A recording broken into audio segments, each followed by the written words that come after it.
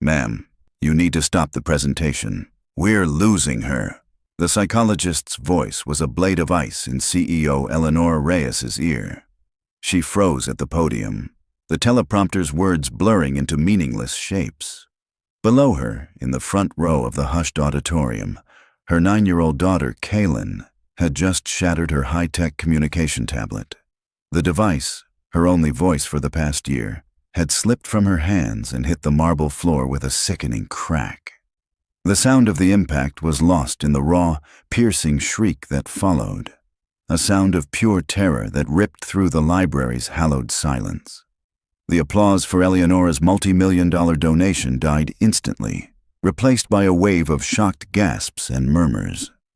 Kaylin was lost, a small figure in a designer dress, huddled into a ball in the corner, her hands clamped over her ears. Eleonora's personal security guard took a step toward the child, but the psychologist, Dr. Finch, threw out an arm to block him. "Don't touch her! You'll only make it worse," she hissed, her professional composure cracking under the pressure of 100 staring eyes. She knelt a few feet away from Kaylin. "Kaylin, it's Dr. Finch. We're going to use our breathing exercises, remember? In for 4, out for 4. But Kaylin couldn't hear her. The world had become a storm of noise and light and fear. The shattered tablet, her fortress, lay in pieces, and she was defenseless. The shrieking continued, a primal sound of a nervous system in complete overload. Eleonora stood on the stage, paralyzed. Her entire life was built on control, on data, on predicting and managing outcomes. She could steer a multinational corporation through a hostile takeover, but she couldn't reach her own daughter 5 feet away. The shame was a physical heat rising in her neck. "Can't someone do something?" a man muttered from the third row. "They should take her outside," a woman added, her voice dripping with annoyance. From the shadows near the back of the auditorium, janitor Adrian Jacoby watched, his daughter Maya, sitting quietly on the folded-up blanket atop his cleaning cart. He had been waiting for the event to end so he could begin his shift, but now he was frozen, watching a scene he understood all too well. He saw past the expensive dress and the public spectacle. He saw a scared little girl who had lost her only anchor. His own daughter Maya squeezed his hand. "She's really scared, Daddy." Adrian nodded, his eyes on the psychologist, who was now trying to coax Kaylin with a therapeutic squeeze toy. It was the wrong move. More input, more things to process. The girl didn't need another object. She needed the world to go quiet. Ignoring the frantic whispers of the staff, Adrian unplugged a tall, elegant reading lamp from the wall near him. It was heavy, but he lifted it easily. He walked silently along the edge of the room, unnoticed by the crowd focused on the drama at the front. He set the lamp down 20 feet from where Kaylin was huddled and aimed its single powerful bulb at a large blank wall of beige marble, creating a stark, warm circle of light in the dim hall. Then he turned and nodded to his daughter. Just once. Maya understood. She slid off the cart, her worn sneakers making no sound on the thick carpet. She saw the other girl's terror, a feeling she knew in her own way. She walked not toward Kaylin, but toward the wall, stepping into the circle of light like it was a small stage, and in the sudden, focused spotlight, she began to make shadow puppets with her hands. It started simply. A bird, its wings flapping gently. Then, a rabbit, its nose twitching. Maya didn't make a sound. She poured all her focus into the silent, magical story dancing on the wall. A fish swimming through calm waters, a dragon soaring majestically, its great wings beating a slow, powerful rhythm in the light. The effect was instantaneous. Kaylin's shrieks faltered, catching in her throat. She lowered her hands from her ears, her head tilting. Through her tear-filled eyes, she saw the silent story on the wall. A world with no words, no commands, no sudden noises. A world of gentle, predictable shapes that moved with a grace that soothed the chaos inside her. Her ragged, panicked breaths began to slow, her small body uncurling just an inch. The shrieks subsided into whimpers, then into a tense, watchful silence. She was completely, utterly mesmerized. The entire auditorium held its breath. The murmuring had stopped. Everyone was watching the silent play, this impossible moment of peace brokered by a little girl in a hand-me-down dress. On the stage, Eleonora watched, her own composure finally shattering. She saw her own daughter, the subject of a dozen case studies, the focus of a team of engineers and doctors, being coaxed back from the brink by another child. A janitor's daughter with nothing but her hands and a borrowed light. It wasn't the technology or the money or the expertise that had failed. It was her. She had tried to solve her daughter like a complex equation, but this little girl was showing her that Kaylin didn't need a solution. She needed a sanctuary. Seeing this simple, profound act of kindness succeed where all of her own million-dollar technology and power had catastrophically failed, she broke down. The carefully constructed dam of control she'd built around her heart burst, and tears of profound relief, gut-wrenching shame, and astonished wonder streamed down her face. Maya finished her silent story with a butterfly that landed gently and then faded as she lowered her hands. The circle of light on the wall was empty again, but the silence it left behind was different. It wasn't the tense, angry silence from before. It was calm, peaceful. Kaylin was no longer crying. She was just watching the wall, her breathing slow and even. Adrian quietly walked over and unplugged the lamp, ready to disappear back into the shadows. His job was done, but as he turned, he saw Eleonora Reyes walking toward him, her face streaked with tears, her eyes holding an expression he had never seen on a woman so powerful. It was a look of complete and utter surrender. Eleonora Reyes stopped directly in front of Adrian, her gaze flicking from his worn work shirt to his daughter, Maya, who half hid behind her father's legs. The crowd, sensing a new chapter in the drama, remained silent, watching. Dr. Finch, the psychologist, rushed to her employer's side, touching her arm gently. "Eleonora, let's get Kaylin to the car." "We can debrief later." Eleonora didn't seem to hear her. Her eyes, red-rimmed but intensely focused, were locked on Adrian. She opened her mouth, then closed it. The words wouldn't come. What did one say? "Thank you" felt impossibly small. How did you do that? Felt like an admission of her own monumental failure.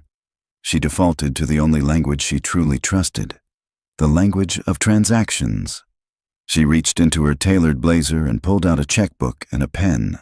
"I don't know what to say," she began, her voice hoarse. "But I want to compensate you for your assistance." She started to write, her hand shaking slightly. "What is your name?" Adrian looked from the checkbook to her tear-streaked face. He didn't answer. Instead, he put a hand on Maya's shoulder. "We should go, honey. We have work to do." He started to steer her away. "Wait," Eleonora said, her voice sharp with desperation. She ripped the blank check from the book and held it out. "Please, name a price." Anything. Adrian stopped and finally met her eyes. His expression wasn't angry, just tired. "Ma'am," he said, his voice quiet but clear enough to carry. "My daughter didn't put on a performance. She saw a little girl who was hurting, and she tried to help." He shook his head.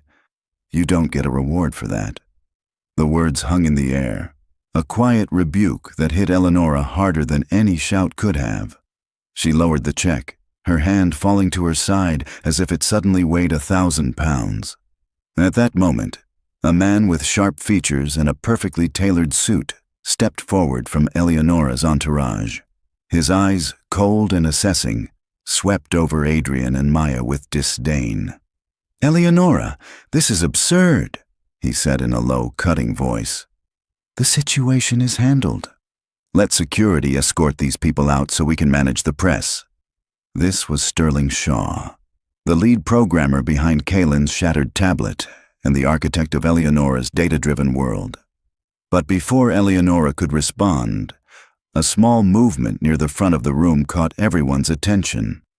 Kaylin, who had been sitting frozen, was now on her feet. She looked past her mother, past the doctors and the security guards. Her eyes were fixed on Maya. Slowly, hesitantly, she took a single step toward them. Dr. Finch moved immediately. "Kaylin, honey, stay with me." Kaylin flinched back from the psychologist's outstretched hand, her gaze never leaving Maya. She took another shaky step. Sterling scoffed under his breath. "It's a simple transference. A fluke. She's just fixating on a new stimulus." But Eleonora saw it for what it was, a choice. Her daughter was choosing them. "Wait," Eleonora commanded, her voice regaining a sliver of its authority. She watched her daughter, a desperate, brilliant idea forming in her mind. She turned back to Adrian. The checkbook was gone. Her expression was different now, not just emotional, but fiercely determined. "You're right," she said. "A reward is insulting." "I'm not offering you a reward. I'm offering you a job." Adrian blinked, taken aback. "I have a job." "Not anymore," Eleonora stated. "I want you to work for me. For Kaylin. I want you to be her companion, her chaperone. I don't care what we call it." Her eyes flicked to Maya. "And I want your daughter there too. For play dates, sessions, whatever it takes." She looked back at him, her desperation raw. "I will pay you 5 times your current salary, 10 times. The number doesn't matter." Adrian stared at her, stunned into silence. He was a janitor, a man who found comfort in quiet, empty hallways and the simple satisfaction of a job well done. He wanted nothing to do with this woman's complicated, high-pressure world. "Ma'am, with all due respect, I'm not a therapist," he said finally. "I clean floors." "My daughter has a team of the best therapists in the country," Eleonora shot back, her voice trembling. "And not one of them could do what your daughter just did with her own 2 hands." Sterling stepped forward again, his face a mask of controlled fury. "Eleonora, you cannot be serious. You want to introduce an untrained variable and his child into a highly sensitive therapeutic environment? The data contamination alone would be catastrophic. We have protocols for a reason. Your protocols failed," Eleonora snapped, turning on him. "Your data failed." My daughter was screaming on the floor. "And your solution was to what, Sterling? Reboot her?" The barb hit its mark. Sterling's face tightened, but he said nothing. Eleonora turned her attention back to Adrian, her expression softening again into a plea. "Please, I don't understand what happened here tonight, but it's the first time I've seen my daughter respond to anything other than a screen in months. I need to understand it. I need her to have it." Adrian looked down at Maya, who was watching Kaylin with wide, compassionate eyes. Then he looked at Kaylin, who had taken another small step toward them, her tiny hands clenched at her sides. He saw the profound, terrifying loneliness in the little girl's gaze. He had built his entire life around protecting his own daughter from feeling that way. How could he turn his back on this child? He let out a long, slow breath, the air leaving his lungs like a final surrender to a world he never wanted to enter. "1 week," he said, his voice firm. "I'll try it for 1 week. No promises. And my daughter isn't part of a session. She's just a kid. If she's there, it's to play. That's it." A wave of relief so powerful it was visible washed over Eleonora's face. 1 week, she agreed immediately, nodding. "Whatever you need. My assistant will handle all the arrangements. He'll call you in the morning." She was already back in CEO mode, solving the problem, delegating the details. But as Adrian finally took Maya's hand and turned to leave the auditorium, he felt the weight of his decision settle on him. He had just agreed to step into the heart of a storm, and he had a sinking feeling that 1 week was more than enough time to get swept away completely. From the corner of his eye, he saw Sterling Shaw watching him go, and the look in the man's eyes was not just contempt. It was a promise of a war to come. The next morning, a black car with tinted windows arrived at Adrian's small apartment building. The driver, a man in a stiff suit, looked profoundly out of place on the cracked sidewalk. Maya pressed her face against their living room window, her eyes wide. "Is that a spaceship, Daddy?" Adrian managed a weak smile, pulling a simple ball of yarn from his pocket and tucking it into hers. "Just a car, honey. A very fancy car. You have your book?" Maya nodded, clutching a worn copy of a fantasy novel. They walked out of their building and into a world they didn't belong to. The ride was silent, the city's noisy, vibrant streets gliding past behind soundproof glass. They drove for nearly an hour, leaving the familiar cityscape behind for winding roads flanked by high stone walls and wrought iron gates. Eleonora Reyes's house wasn't a house. It was a statement. A sprawling structure of glass, steel, and white concrete perched on a cliff overlooking the ocean. It was beautiful, but it was the cold, perfect beauty of a machine. There were no messy flower beds, no welcoming front porch, just sharp angles and automated security cameras that swiveled to follow them as they approached. Eleonora met them at the door. Today, she was dressed in severe gray trousers and a silk blouse, her hair pulled back so tightly it looked painful. The tears from the night before were gone, replaced by a tense, corporate efficiency. "Mr. Jacoby?" "Maya," she said, her voice crisp. "Welcome. Dr. Finch is waiting for us in Kaylin's sensory suite." She led them through hallways that felt more like a modern art gallery than a home. The air was cool and smelled faintly of ozone. Lights turned on automatically as they entered rooms and dimmed as they left.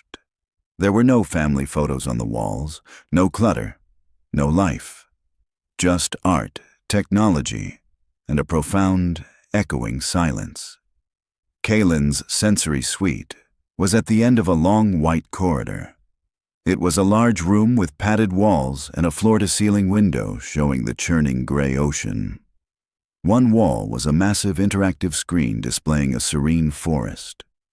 The room was filled with thousands of dollars of therapeutic equipment, a vibrating chaise lounge, a weighted blanket woven with fiber-optic lights, a swing that looked like it belonged in a science lab.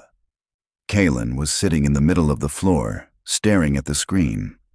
Dr. Finch sat on a sterile-looking white stool, holding a tablet and making notes. "Kaylin, we have visitors," Eleonora announced, her voice too loud for the quiet room. Kaylin didn't turn. She didn't even blink. "Her stress levels are elevated this morning, Doctor," Finch said, showing Eleonora a graph on her tablet. "The disruption to her routine last night was significant. We're trying a calming visual sequence, but her cortisol readings are still 15% above baseline." Eleonora looked at Adrian, an expectant expression on her face. "Do something." Adrian ignored the screens, the graphs, the expensive equipment. He surveyed the room, his old search and rescue instincts kicking in. He wasn't looking for a problem to solve. He was assessing the environment. He noticed a faint, high-pitched hum coming from a silver box in the corner. "What's that?" he asked, pointing. "That's the atmospheric purifier," Eleonora said. "It removes 99.9% of all airborne particles. It creates a completely hypoallergenic environment." "It also hums," Adrian said simply. He walked over and pressed the power button. The machine whirred down, and the humming stopped. The silence that replaced it was immediate and deep. For the first time, Kaylin's head turned slightly, just a fraction of an inch. Dr. Finch looked up from her tablet, surprised. Her heart rate just dropped by 5 beats per minute. While the adults were focused on the data, Maya had grown bored. She walked past the glowing blanket and the vibrating chair and sat on the floor a few feet away from Kaylin. She pulled the ball of yarn from her pocket and began to unwind a long piece. She wasn't trying to get Kaylin's attention. She was just doing what she always did when she was in a new, strange place. She was making something familiar. She looped the yarn around her fingers, creating a simple cat's cradle. Her movements were slow and sure. Kaylin watched her. Her eyes, which had been blankly staring at the digital forest, were now focused on Maya's hands.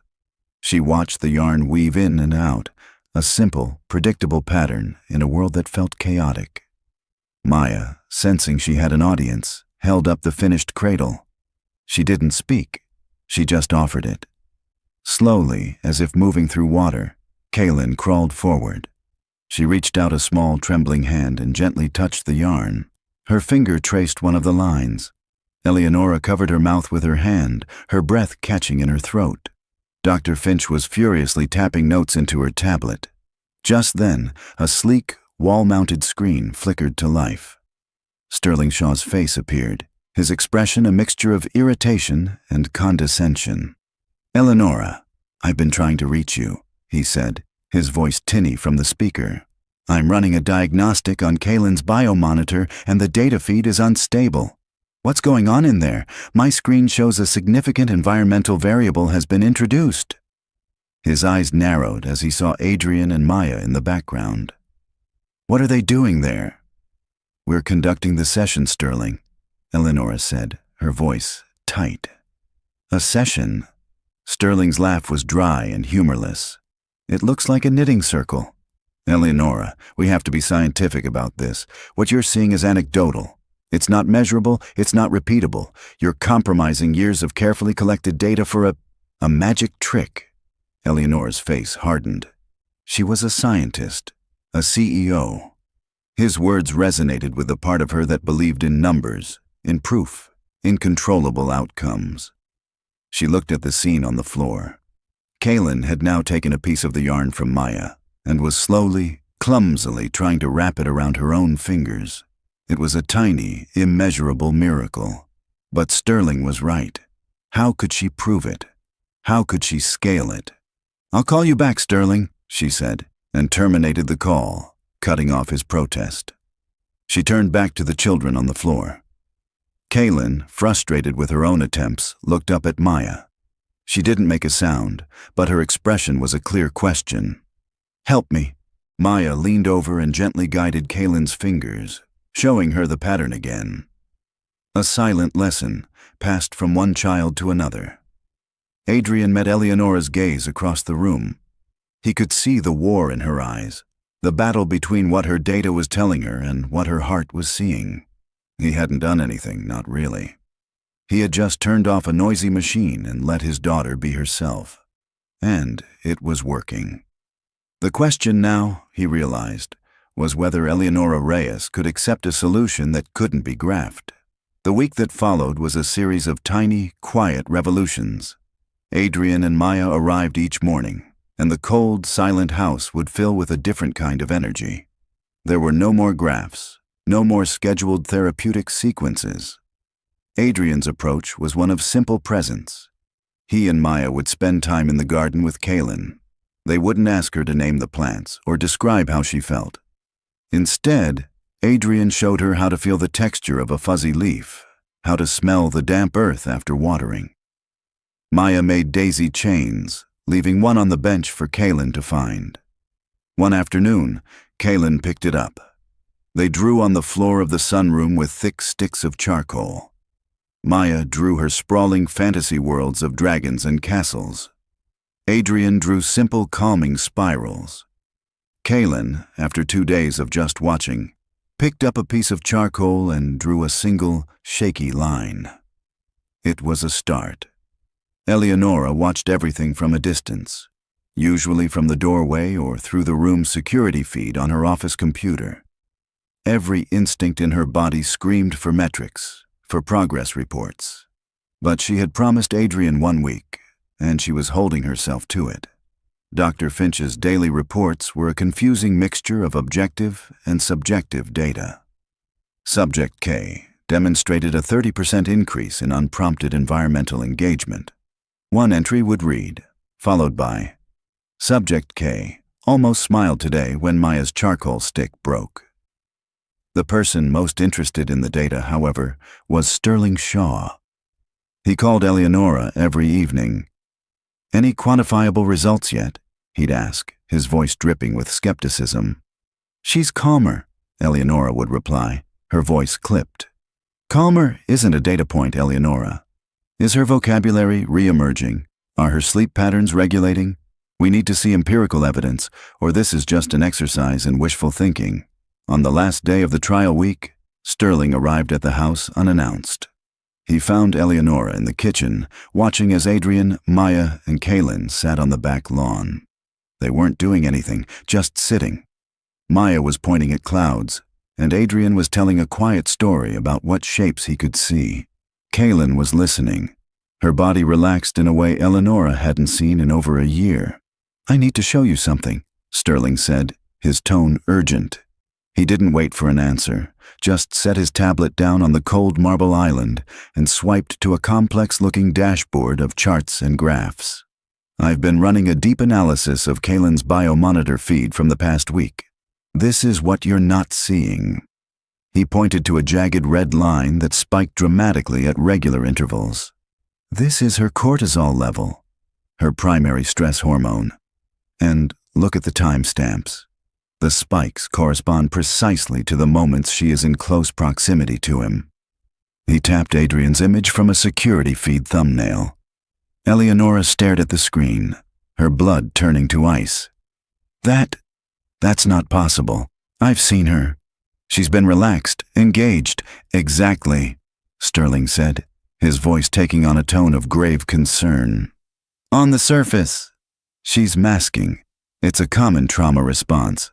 Her conscious mind is being soothed by the novelty of the situation, but her nervous system is screaming.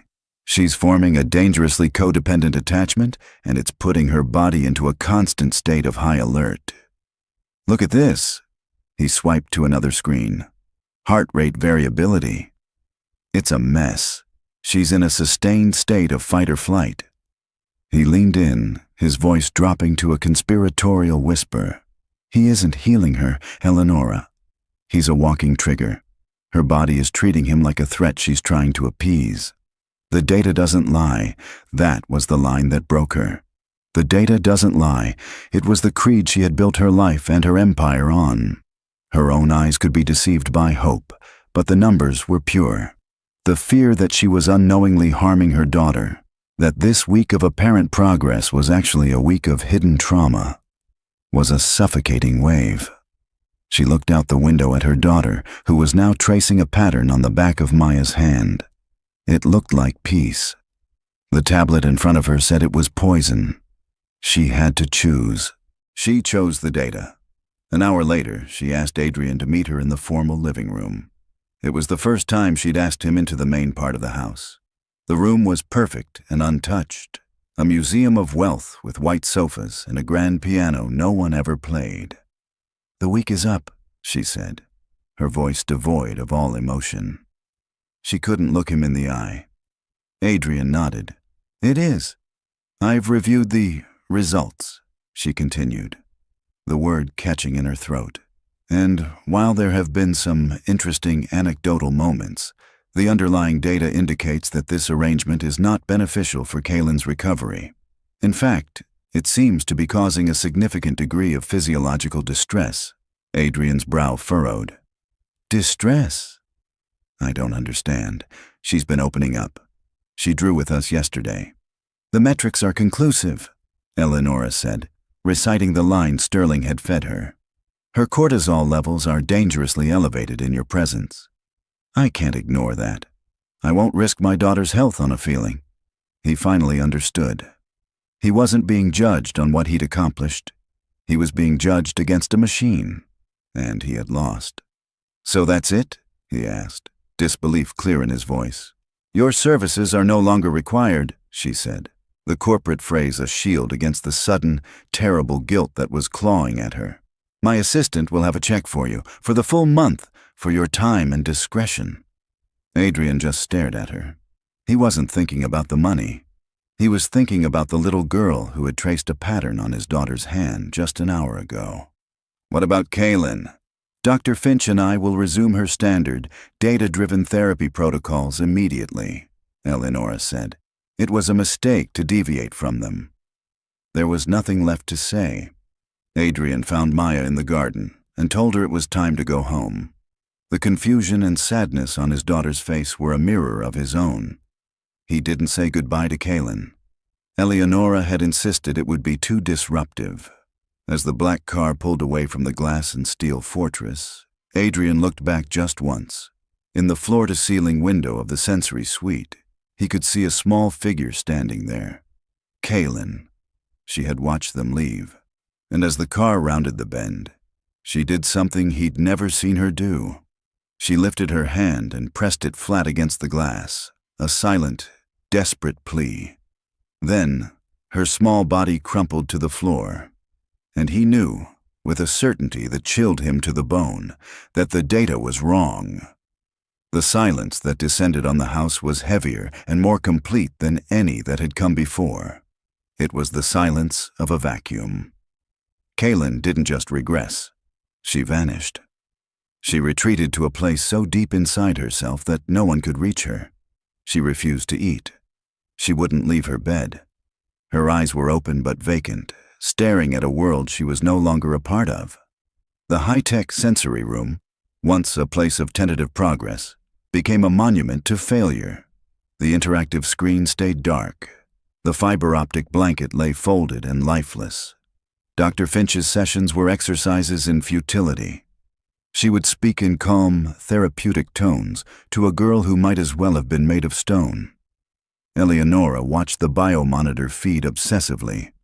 The graphs were no longer jagged with the cortisol spikes Sterling had shown her. They had flatlined into a terrifying stasis of dissociation. Her daughter wasn't in distress anymore. She was simply gone. The fear was a cold, constant pressure in Eleonora's chest. She had followed the data to save her daughter, and it had led her straight off a cliff. Sterling arrived on the third day, a harbinger in a bespoke suit. He looked at Kaylin's unresponsive form with a clinical detachment that made Eleonora's skin crawl. "It's a predictable outcome," he said, his voice smooth and reassuring. "We've removed the unhealthy attachment. This is the withdrawal phase. Her system is in shock. It's trying to reboot. She won't eat, Sterling. She hasn't moved in 2 days, which is why we must intervene decisively," he said, placing a new, sleeker tablet on Kaylin's bedside table. "This is the prototype for the Aegis Mark II. It's more than a communication device. It has a mild neurofeedback function. When her brainwaves enter a dissociative state, it emits a subtle auditory frequency to redirect her neural pathways. It will gently guide her back to an engaged baseline state." Eleonora stared at the device. It looked cold, alien. "Neurofeedback? You want to use a machine to alter her brainwaves?" "We need to reestablish the correct patterns, Eleonora," he insisted. "Her system has been corrupted by an emotional anomaly. We need to restore the original code. Trust the process. Trust the technology." She was exhausted, terrified. She looked at her vacant daughter, then at the confident man with his technological salvation. He was offering her the only thing she had left to believe in, a plan, a solution. Her hand was hovering over the tablet, ready to agree, to surrender, to do anything that might bring her daughter back. Miles away, in a small, cluttered apartment that smelled of paint and warm laundry, Maya Jacoby was finishing a school project. She carefully sealed one end of a cardboard tube with tape, filled it with a handful of dry rice and beads, and taped the other end shut. She had painted the outside with swirling blues and greens, the colors of the ocean. "What do you think, Daddy?" she asked, holding it up. Adrian looked up from the sink where he was washing dishes, his movements slow and heavy. It had been 3 days, and he couldn't shake the image of Kaylin's small hand pressed against the glass. "It's beautiful, honey." "What is it?" "It's a rain stick," Maya said, "for my social studies project. You turn it over and it sounds like rain," she demonstrated, and a soft, shuffling shh sound filled their tiny kitchen. I think Kaylin would like this. It's a quiet sound, a nice sound." She looked up at her father, her expression serious.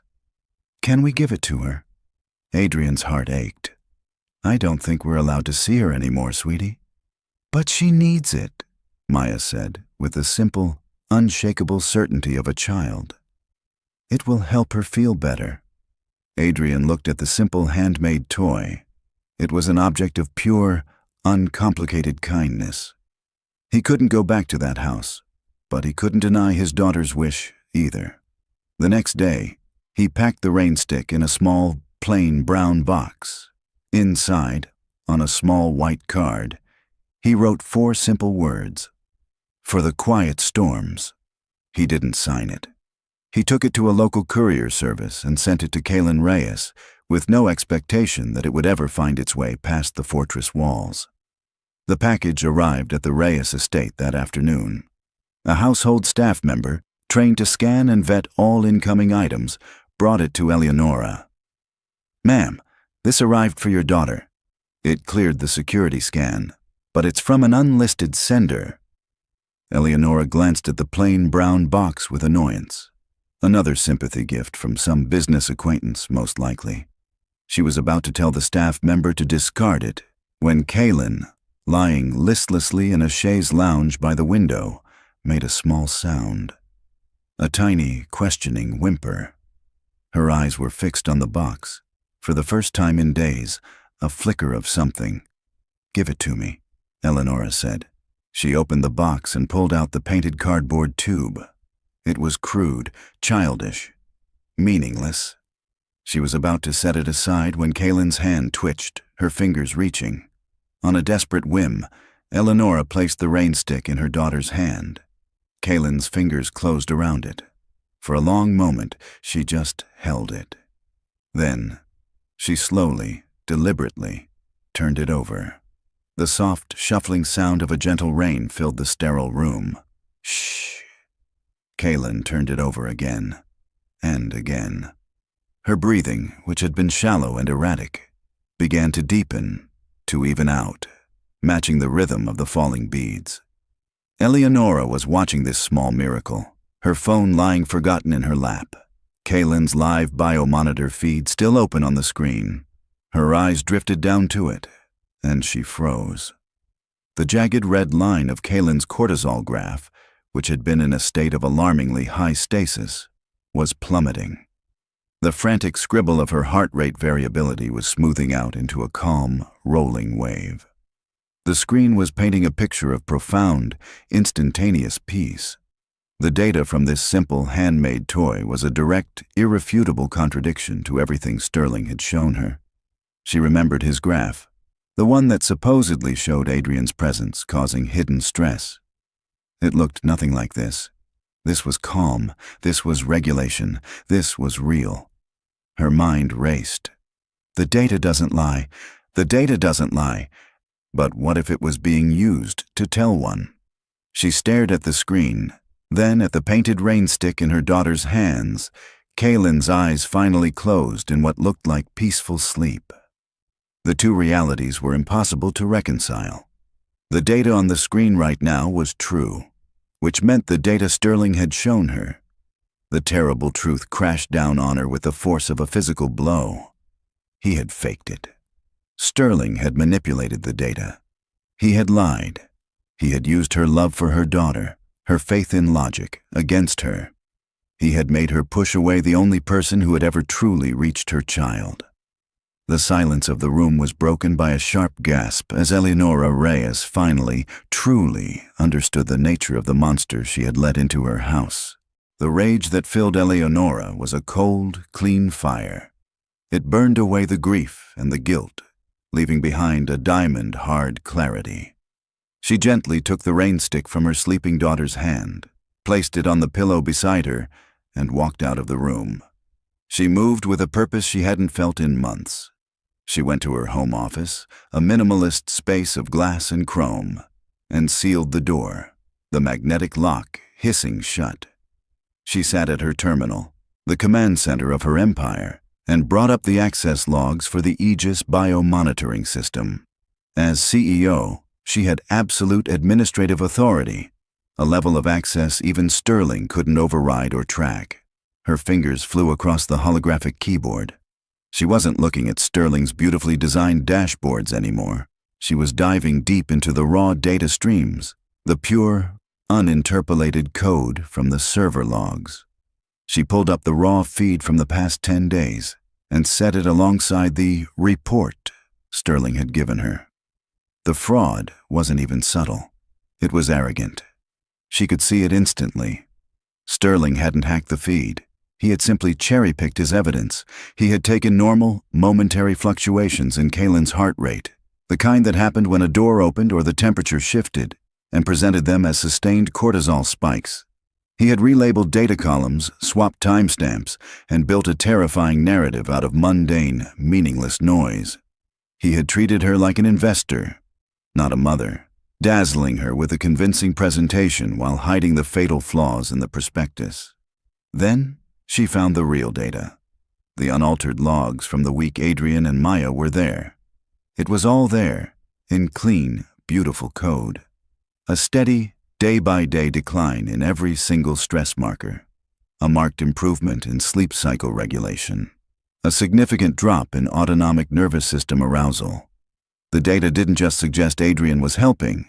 It proved it, scientifically and irrefutably. He hadn't been a trigger. He had been the cure. The betrayal was so profound, so absolute, it left her breathless. This man hadn't just lied to her. He had actively, willingly, and systematically harmed her child to protect his own ambition and sell his new product. Her private comm line buzzed. It was Sterling. She took a deep breath, composed her face into a neutral mask, and accepted the call. His image appeared on the screen, smiling and confident. "Eleonora," he said smoothly, "I was just about to send you the final proposal for the Mark II rollout. After Kaylin's setback, I think we can agree that moving forward decisively is our only option." "I'm still reviewing the documentation," she said, her voice perfectly level. She swiveled her chair so the screen with the damning evidence was out of his camera's view. "Of course," he said, magnanimous in his victory. "But the preliminary numbers from the lab trials are astounding.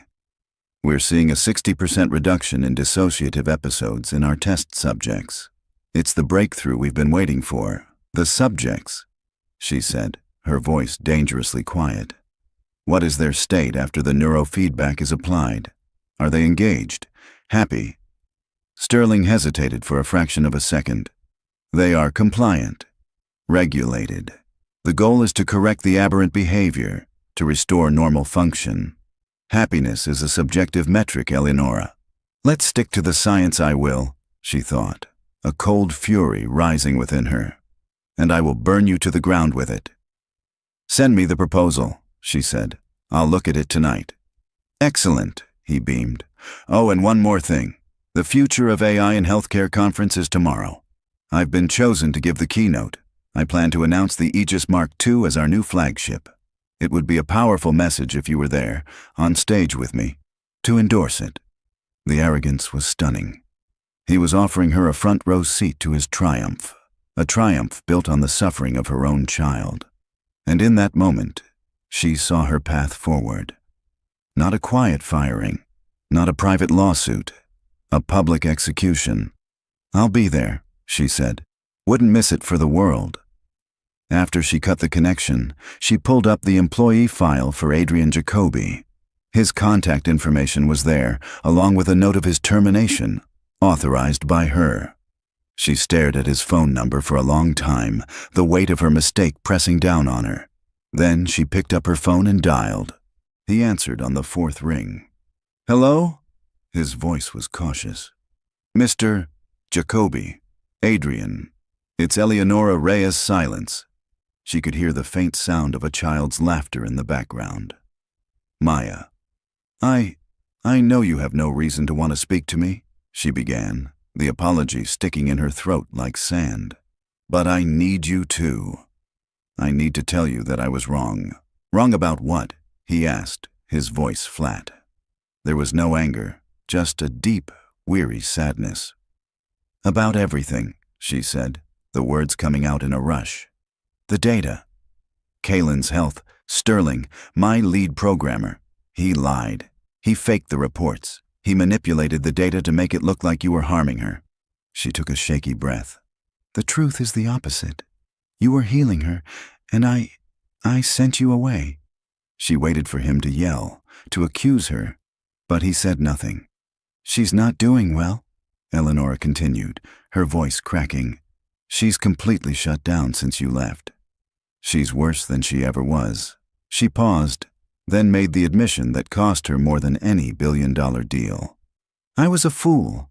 I trusted a machine more than I trusted my own eyes. I need your help." "Help with what?" Adrian said. "You made your choice. You said my daughter and I were a risk."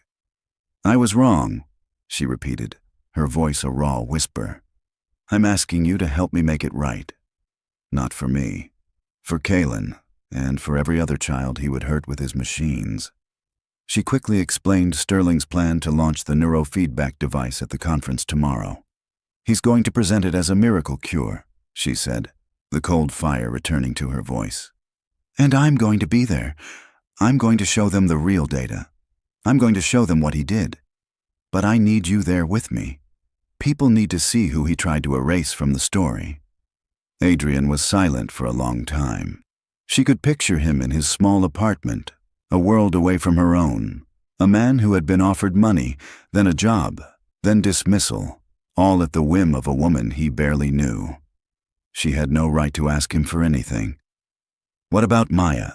he asked finally. "I don't want her anywhere near the conference, near him," Eleonora said immediately. "My personal driver can take her anywhere she wants to go for the day. The zoo, a museum, whatever she likes. She will be safe and cared for. This is about you and me." He let out a long breath.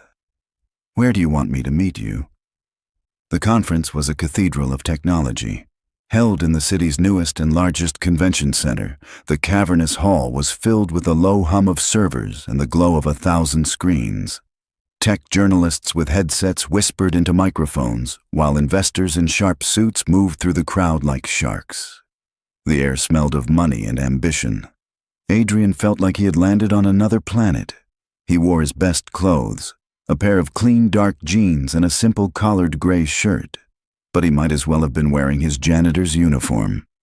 Every person who brushed past him was wearing a designer suit or carrying a laptop that cost more than his car.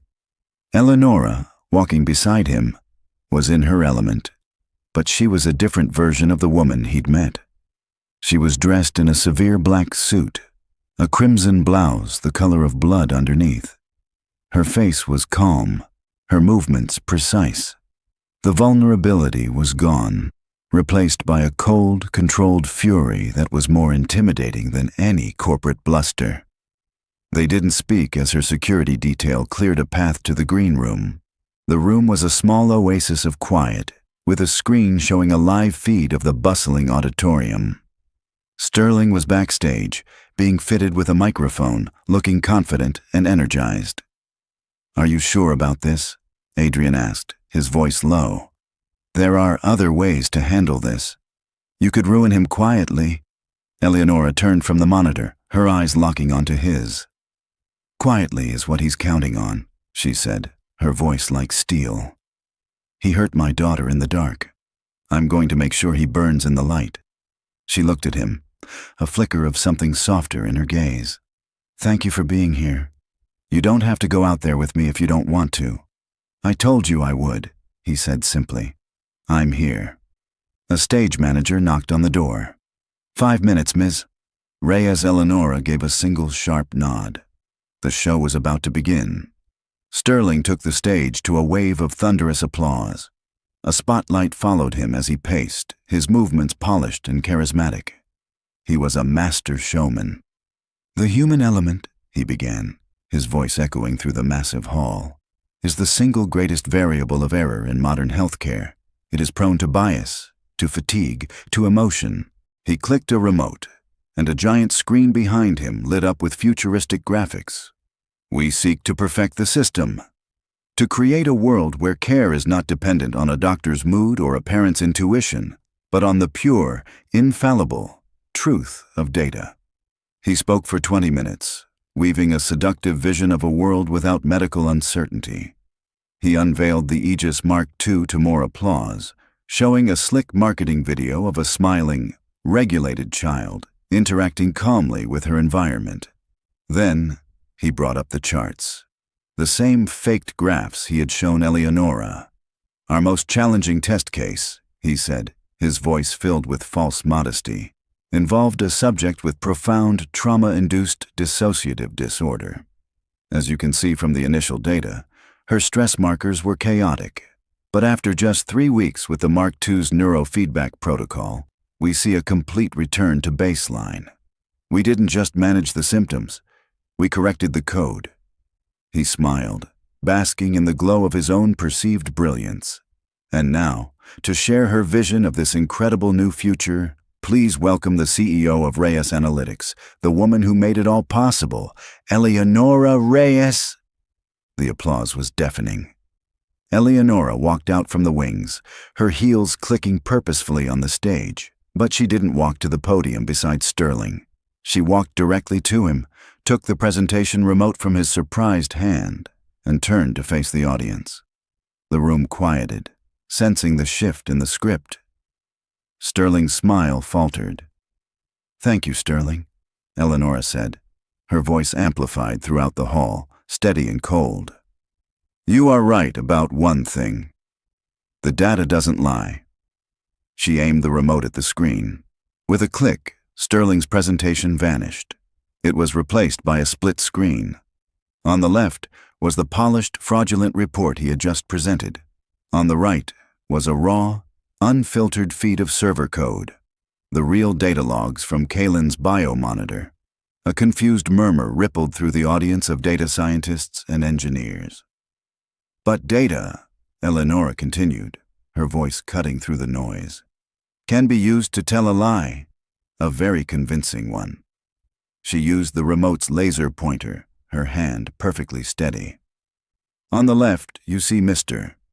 Shaw's report, showing a cortisol spike at 14:03 during the subject's interaction with an unapproved environmental variable. On the right is the raw data from that exact timestamp. As any first-year coder in this room can see, that is not a cortisol spike. It is a data packet sync corruption caused by a server refresh. It's not a stress marker, it's a glitch." Sterling's face had gone pale. He started to step toward her, but her security chief, a large man standing in the wings, took a single, deliberate step forward. Sterling froze. For the next 5 minutes, Eleonora systematically, ruthlessly, and publicly dismantled him.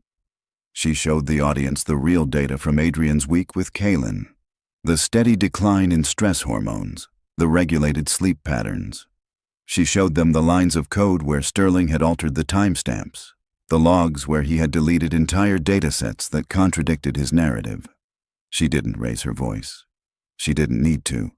She was executing him with his own weapon, pure, cold fact. "The successful trial Mr. Shaw described," she said, her voice ringing with contempt, "was not just a fraud. It was an act of deliberate, calculated cruelty perpetrated against a child who was not an anonymous test subject." She paused, letting the weight of her words settle. "She is my daughter." The gasp from the audience was a physical thing, a wave of shock and horror. "And the unapproved environmental variable that Mr. Shaw tried to frame as a threat." Eleonora turned her head toward the wings. "He's right here." Adrian walked out onto the stage. He squinted in the bright lights, his simple clothes a stark contrast to the corporate gloss all around him. He stood beside Eleonora, his presence a quiet testament to the truth. Sterling looked like he had been turned to stone. "Mr. Jacoby," Eleonora said, her voice softening for the first time, "when my daughter was terrified and my team of experts and my $1 million technology had failed, what did you do?" Adrian looked out at the sea of faces, then back at Eleonora. His voice was quiet, but the microphone picked it up perfectly. "My daughter, Maya, she made shadow puppets on the wall." The simplicity of the answer was devastating. The image of a little girl's shadow puppet stood in stark, ridiculous contrast to Sterling's cold neurofeedback machine. The entire narrative Sterling had built, a narrative of technological superiority and human frailty, crumbled into dust. The room exploded.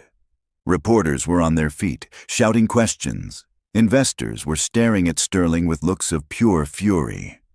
Eleonora held up a hand for silence. "The Aegis Mark II project is terminated, effective immediately," she announced. "Reyes Analytics will be launching a full, independent investigation into Mr. Shaw's work and his entire department, and we will be cooperating with any and all criminal inquiries that may arise from his actions." She looked directly at Sterling, who seemed to shrink under her gaze. "My company's mission is to use data to improve human lives, not to twist it to harm them for profit and ambition." She turned back to the audience, her voice clear and strong. "The future of technology is not to replace our humanity, but to serve it. I forgot that. My daughter and this man," she gestured to Adrian, "reminded me." She set the remote down on the podium and walked over to Adrian. Without a word, they turned and walked off the stage together, leaving the ruins of Sterling Shaw's career burning behind them. The roar of the crowd was a physical wave that followed them backstage. It was a chaotic symphony of shouts, questions, and the frantic clicking of 100 cameras. Eleonora's security chief, a formidable man named Marcus, had 2 guards flanking them, creating a moving bubble of protection. "This way, Miss Reyes," Marcus said, his voice urgent, guiding them toward a private exit. The adrenaline was a live wire under Eleonora's skin. For the first time, she felt Adrian's hand steadying her elbow, a simple grounding touch in the middle of the storm she had unleashed. They burst through a set of double doors and into the sterile quiet of a concrete service corridor. The roar from the auditorium was suddenly muffled, a distant beast. They were alone. Eleonora stopped, leaning against the cool wall, and took a deep, shuddering breath.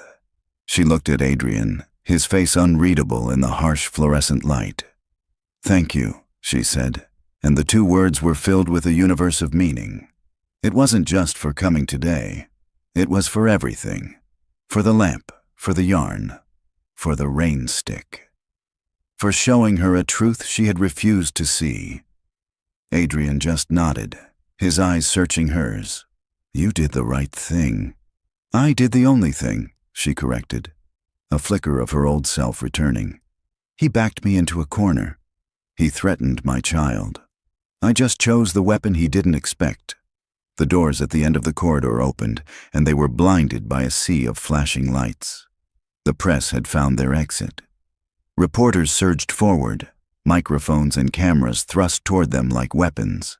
"Miss Reyes, is it true Sterling Shaw faked his research? What does this mean for the future of Reyes Analytics?" "Mr. Jacoby, who are you? What is your relationship with Miss Reyes?" Eleonora's old instincts would have been to issue a clipped "no comment" and push through. But she was different now. She stopped, holding up a hand. The reporters, stunned by her willingness to engage, fell silent. "Mr. Shaw will no longer be associated with my company," she said, her voice clear and strong. "As for the future, Reyes Analytics is going to be asking some hard questions about the role of technology in our lives. We're going to learn how to listen better." She looked at Adrian.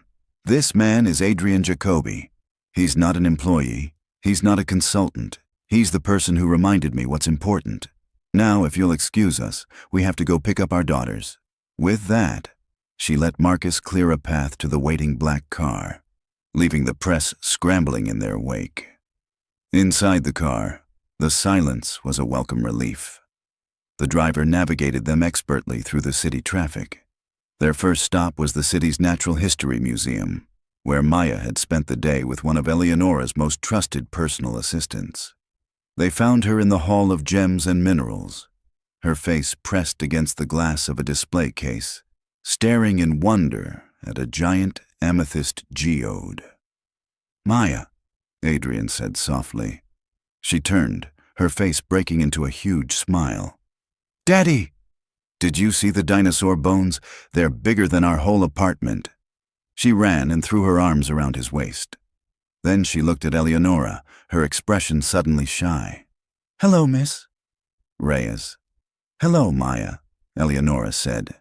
and a genuine, unforced smile touched her lips. "I'm glad you had a good day. Thank you for letting me borrow your dad." "It's okay," Maya said. "Did you help Kaylin?" "We're going to see her right now," Eleonora said. "And I think your dad helped a lot." The drive back to the house on the cliff was different this time. Maya chattered excitedly about the museum, filling the quiet car with life. Adrian listened, his arm around her, a quiet pride in his eyes. Eleonora found herself listening too, not as a CEO analyzing social interaction, but just as a person, enjoying the simple, happy sound of a child's voice. When they arrived, the house was just as silent and perfect as it had always been, but it felt different to Eleonora. It felt wrong. It was a showcase, not a home. Dr. Finch met them in the foyer, her face etched with worry. "She's been agitated since you left." Pacing, watching the door. They walked down the long white corridor to the sensory suite. Kaylin was standing in the middle of the room, her back to them, holding the painted rain stick in both hands. "Kaylin," Eleonora said softly. The little girl turned. Her eyes landed on Adrian, and the change was immediate and profound. The tension in her small body just melted. Her shoulders relaxed. The tight, anxious line of her mouth softened. She took a step, then another, until she was standing right in front of him. She looked up at him, then held out the rain stick, offering it to him. Adrian knelt down so he was on her level. "That's a beautiful sound, isn't it?" he said. Kaylin didn't speak, but she nodded. Then she reached out her other hand and gently, deliberately, placed it in his. Watching them, Eleonora felt a fresh wave of tears threaten, but this time they were tears of pure, unadulterated joy. Later that evening, after Maya and Kaylin had eaten together in the kitchen, a messy, chaotic meal of spaghetti that left sauce on the pristine white countertops, the two girls were in the sensory suite. The giant interactive screen was off. Maya was teaching Kaylin how to make a new shadow puppet, a wolf that howled silently at a moon made from her other hand. Adrian and Eleonora stood in the doorway, watching. "I'm shutting this room down," Eleonora said quietly. "I'm going to have it redesigned. More like a playroom, with comfortable chairs and books and a real art easel. A place where a kid can make a mess." "She'd like that," Adrian said. Eleonora turned to him. "What I said at the conference, I meant it. I want to make things right. Not just by firing Sterling, by building something better." She took a breath. "I'm creating a foundation. Its purpose will be to design and distribute low-tech, compassionate sensory tools for children with trauma. Things like weighted blankets and sensory toys, and rain sticks." She looked at him, her expression serious. "But I can't do it alone. I have the resources, but you have the understanding. You knew what to do. I want you to run it with me. As a partner." A co-chair, Adrian was quiet for a long moment, watching his daughter and Kaylin. They were laughing now, their silent, shadowy wolf chasing a rabbit across the wall. "I'm a janitor," he said, not as an excuse, but as a simple fact. "No," Eleonora said, her voice firm. "You're a father, and, from what I've seen, that's a much more valuable expertise." He looked at her, at the powerful CEO, who was finally learning to measure value in something other than dollars, and he saw the sincerity in her eyes. He saw a chance to make a real difference, not just for Kaylin, but for thousands of kids like her. He saw a future for Maya he had never dared to dream of. "Okay," he said. "I'll do it." Inside the room, Maya's wolf shadow puppet gently nuzzled Kaylin's rabbit. Kaylin, her face illuminated by the single lamp, looked over at her mother, and for the first time in over a year, a tiny, perfect, genuine smile graced her lips. The house was still silent, but for the first time, it didn't feel empty. It felt full of hope. 6 months later, the world is a different color. The sterile whites and cold grays of Eleonora's old life have been replaced by the warm wood and soft blues of the Jacobi Reyes Foundation's headquarters. Housed in a renovated old brick building downtown, the space is filled with light, comfortable chairs, and the faint, pleasant smell of sawdust and clay. There isn't a single interactive screen on the walls. Instead, they are covered in children's drawings, texture swatches, and prototypes for their new line of sensory tools. Today is the official launch of their first product, the Quiet Storm Kit. The event isn't a flashy press conference. It's a small gathering in the Foundation's main workshop, the audience a mix of local parents, special education teachers, therapists, and a few friendly journalists who have been following their story. Adrian stands near a workbench, looking out at the crowd. He's dressed in a simple dark sweater, but he stands with a quiet confidence that was always there, but is now seen by the world. He's no longer invisible. He watches as Maya helps Kaylin arrange the kits on a low table. The two girls are inseparable, their friendship a constant, easy rhythm of shared whispers and giggles. Kaylin is transformed. The haunted, vacant look in her eyes is gone, replaced by a bright, curious intelligence. She still has moments of quiet, times when the world gets too loud, but she is no longer lost in the storm. She navigates it. Eleonora steps up to the small podium. The crowd quiets. The woman they see today is not the ruthless CEO from the business journals. Her hair is softer, her smile is genuine, and the lines of tension around her eyes have faded. "Welcome, everyone," she begins, her voice warm. "6 months ago, I stood on a stage and I talked about data. I believed that anything that couldn't be measured didn't matter." She looks toward Adrian, a grateful smile on her face. "I have since learned that the most important things in our lives, kindness, compassion, connection, are often immeasurable. I learned that the best solutions don't always come from algorithms and processors, but from the simple, human impulse to help someone who is hurting." She gestures to the table of kits. This foundation isn't about inventing new technology. It's about remembering old wisdom. It's about creating tools that don't replace human connection, but encourage it. She steps back and nods to Adrian. He walks to the podium, looking slightly uncomfortable in the spotlight, but his voice is steady when he speaks. "I'm not a public speaker," he says, and a few people chuckle warmly. "I'm a dad. And for a long time, I was a janitor. My job was to make things clean, to bring order to messy spaces. What I learned is that you can't always clean up a person's feelings. You can't organize their fears." He looks at Kaylin, his expression full of affection. "But you can sit with them in the mess. You can be quiet with them. You can create a small, safe space in the middle of the chaos. That's what these tools are for. They're just a way to help start that conversation." He steps back, and Eleonora invites the children forward. "My daughter, Kaylin, would like to show you what's inside," Eleonora says, her voice thick with pride. Kaylin, holding Maya's hand for support, walks to the table. She opens one of the simple, beautifully designed boxes. "This is a weighted pad," she says, her voice soft but clear, each word a victory. She places it on her lap. It feels like a hug. It makes my body feel quiet. She then picks up a smooth, gray stone. "This is a worry stone. When I feel scared, I hold it and it reminds me that I'm strong, like a rock." Finally, she holds up a familiar painted cardboard tube. It's a more polished version of the one Maya made, but the spirit is the same. "And this," she says, a small smile playing on her lips, "is a rain stick. It's for the quiet storms." She turns it over, and the soft, shuffling sound of rain fills the room. It's a sound of peace, of healing.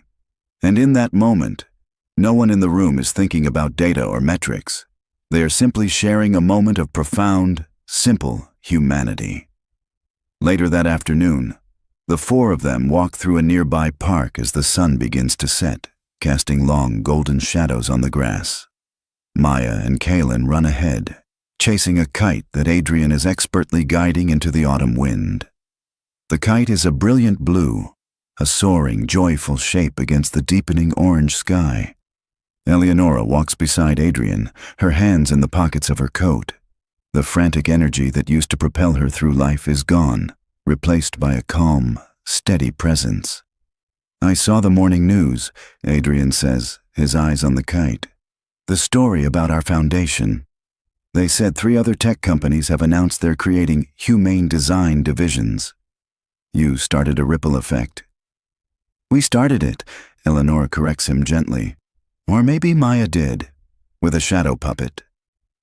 She laughs, a sound that is still new and wonderful to him. "My board of directors is still trying to figure out how to quantify the ROI on shadow puppets." "And what do you tell them?" he asks. "I tell them to look at our new product line," she says. "The Quiet Storm kit sold out its first production run in 3 hours. It turns out people are desperate for a little less technology and a little more connection." They watch as Kaylin takes the kite string, her face tilted up to the sky, a look of pure, unadulterated joy on her face. Maya is beside her, cheering her on. "I used to think my job was to build a fortress to protect her from the world," Eleonora says quietly, more to herself than to him.